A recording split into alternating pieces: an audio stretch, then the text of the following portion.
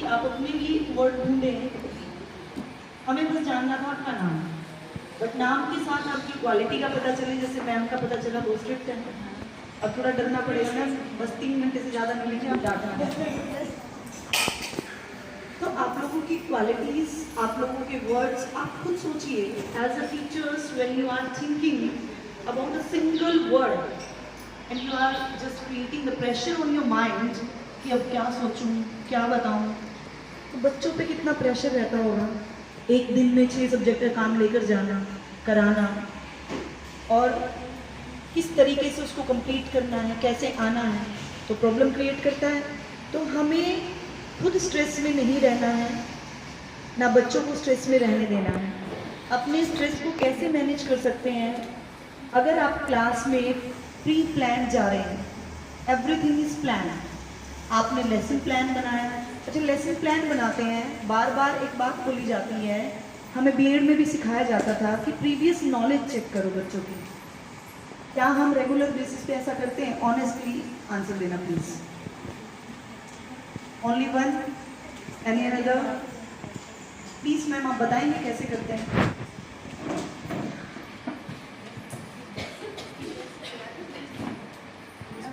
Basic पर हम test लेते हैं, जो पिछले समय में पढ़ाया था बच्चों को,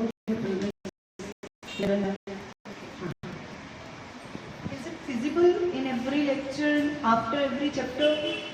ये हो पाता है कि लास्ट ईयर का आप टेस्ट ले पाए बच्चे का कि लास्ट ईयर में बच्चे ने क्या पढ़ा है? Is it feasible? ओके, आप क्या पढ़ाते हैं मैम? कोई भी अभी लेटेस्ट जो टॉपिक चल रहा है आपका कौन सा है? Any class that you are comfortable?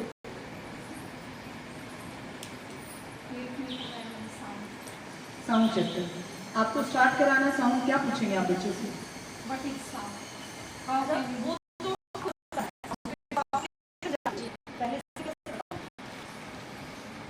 कोई भी चीज़, जैसे किसी चीज़ की वो आवाज़ सुनते हैं, that is sound.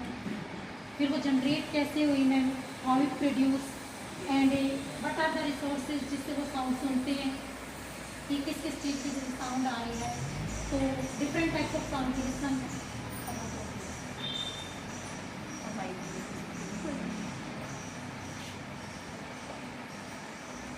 Previous knowledge check करने के लिए हमें लेसन प्लान में बोला जाता है, but we are just doing very less, बहुत रेयरली करते हैं।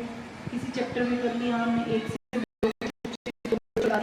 Because we are in burden, कि सिलेबस कंप्लीट कराना है। Am I right sir? होता है। इज इट पॉसिबल कि आप हर चैप्टर को स्टार्ट कराने से पहले बच्चों से पूछ पाते हैं कि लास्ट चैप्टर में क्या किया? शायद तो नहीं है। In reality it's not you. You all are the teachers, please बताएंगे पॉसिबल है ऐसा? नहीं है पॉसिबल? है पॉसिबल, बट हम कर नहीं रहे क्योंकि हमने बर्डन दिया है कि हमें बस सिलेबस पूरा कराना है, हमें किसी तरीके से सिलेबस को कंप्लीट करना है, हमें अपने नेक्स्ट चैप्टर पे फोकस करना है। और पता है कई बार तो सिचुएशन क्या आती है, बच्चा 5th से 6th में आया है, साइंस का कोई चैप्टर है, मैथ्स का कोई चैप्टर है, हम क्या कहते हैं? कुछ नहीं पढ़ा है लास्ट टीचर ने, ये भी नहीं आता, बेसिक्स ही क्लियर नहीं है। हम इवन जाके ऑफिस में भी ये बोल देते हैं कि इसका बेस ही क्लियर नहीं है, हम क्या कराएं बच्चे को? Is it true? होता है बहुत बार हमारे साथ ऐसा, सबके साथ होता होगा। 2nd से 3rd में बच्चा आता है, बहुत सारी चीज़ें ऐसी होती है, सेंटेंसेस नहीं आते उसको फ्रेम करने, तो हम ब्लेम किस पे डालते हैं? प्रीवियस टीचर पे, बच्चे की बेसिक नॉलेज पे। अब हम क्या दे रहे हैं उसको 3rd में, ताकि वो 4th में वैसा ना करे, हमसे प्ले करके छोड़ दे रहे। कभी आप लोगों ने देखा है बड़े बड़े जितने साइंटिस्ट हुए, बहुत बड़ी बड़ी डिग्रियां होंगी उनके पास, बड़ी बड़ी डिग्रियां। अगर आप साइंस के टीचर हैं, बहुत रेयरली बिना डिग्री के साइंटिस्ट बनता है।